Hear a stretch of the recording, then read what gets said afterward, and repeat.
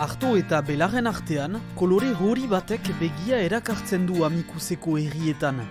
Ekiloreak agorri lastapen untan lilitze bete-betean ditugu. Usta emankor baten mentura aurten erain dituzten laborarientzat. Ikusten duzuna bezala ederra dira hemen, loreak.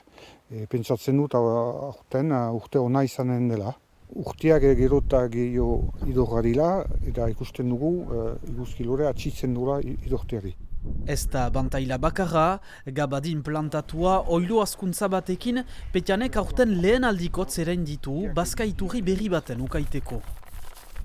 Orain arte dena erosten nuen, burua dut autonomia pixka bat irabaztea nire oiloen elikatzeko. Onokoan artoa, soja eta ekilorea egiten dut. Bai, interesa da iruen osagarritasuna, nahi bauzu ekilorea eginez eskatzen dugu proteina gure oiloentzat.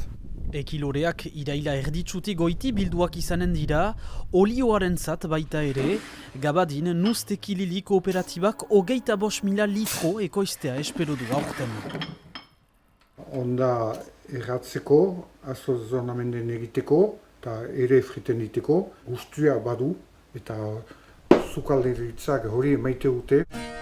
Kooperatibak Euskal Herri eta Biarnoko 21 laborari biltzen ditu, 7 kide berri aurten, ekiloreak interesa pizten duela, sainale.